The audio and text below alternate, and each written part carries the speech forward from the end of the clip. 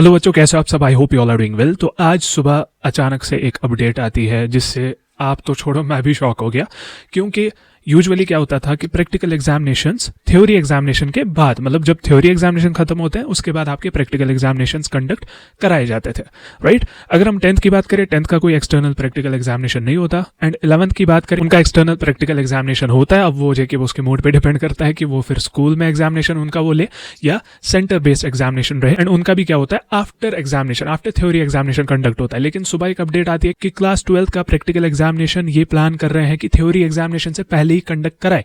यहाँ पे theory examination में बचे हैं 15 से 20 दिन, जो कि ऐसा क्रूशल टाइम है बच्चों के लिए जहां पे सिर्फ और सिर्फ उनको थ्योरी एग्जामिनेशन पे ध्यान देना चाहिए। अब इंटरनल प्रैक्टिकल एग्जामिनेशन होता तो बात समझ में आती है, लेकिन एक्सटर्नल प्रैक्टिकल एग्जामिनेशन में बच्चे को अच्छे से मेहनत करनी है। अब बच्चा उसके लिए पढ़े या थ्योरी एग्जामिनेशन के लिए पढ़े, हालांकि यहां से ऑलरेडी बच्चों को कम टाइम मिला है, राइट।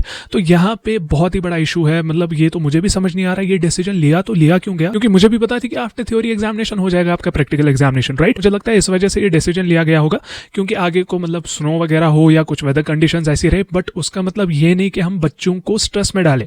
बच्चा हमारे लिए मेन प्रायोरिटी है, बच्चा हमारे लिए एग्जामिनेशन से ज्यादा मैटर करता है। मतलब बच्चे की मेंटल हेल्थ ऑब्वियसली यार मैटर करती है, राइट। मैं भी होता आपकी जगह तो मैं तो पागल ही हो जाता सीधे, क्योंकि ये कुछ अजीब ही डिसीजन है यार। तो मेरी रिक्वेस्ट है जेके बोस ऑफिशियल से, मैंने इवन उनसे बात भी करी है, हमारे एंड से इवन मेल भी गया है, यहाँ पे आप देख सकते हैं जेके बोस ऑफिशियल्स को। तो मेरी रिक्वेस्ट है जेके बोस ऑफिशियल से कि इस डिसीजन को रिकंसिडर किया जाए। इनके प्रैक्टिकल एग्जामिनेशन थ्योरी के बाद ही होने चाहिए, क्योंकि अभी बच्चा सिर्फ और सिर्फ थ्योरी एग्जामिनेशन पे ध्यान देगा instead of practical examination. Because अभी उनको प्रैक्टिकल एग्जामिनेशन के लिए प्रैक्टिकल नोटबुक्स बनानी है, उसके लिए भी प्रिपरेशन करनी है। यहाँ से कम टाइम मिला है एग्जामिनेशन के लिए। तो ऑनेस्टली स्पीकिंग, कहाँ से बच्चा इतना सब कुछ मैनेज कर सकता है, ये जेके बोस को सोचना चाहिए।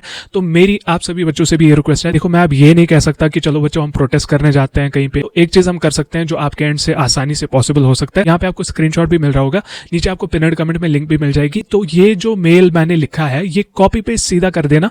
अब किनको ये मेल आपको सेंड करना है, अपनी आईडी से सेंड करना, फिर नीचे वहां पे यूर नेम की जगह अपना नेम लिख देना। तो क्या करना है आपको, secretary JK Bose and director academics JK Bose को ये मेल सेंड करना है। जितना ज्यादा हर एक बच्चे के एंड से मेल जाएगा उतना ज्यादा उन पे भी प्रेशर बनेगा। देखो, हमारे एंड से ऑफिशियली उनको मेल गई है, आप भी मेल करो, प्रेशराइज करते हैं। बाकी बैक एंड पे हम भी उनसे बातचीत करेंगे कि ऐसा मतलब क्या ही हो गया कि आप ये डिसीजन लेने पे मजबूर हो गए। आई होप वो इस डिसीजन को रिकंसिडर करें। मेरी फिर से रिक्वेस्ट है जेके बोस से कि बच्चों की मेंटल हेल्थ को ज्यादा प्रायोरिटी दी जाए एज कंपेयर टू एग्जामिनेशन। इनके प्रैक्टिकल एग्जामिनेशन थ्योरी एग्जामिनेशन के बाद ही कंडक्ट होने चाहिए।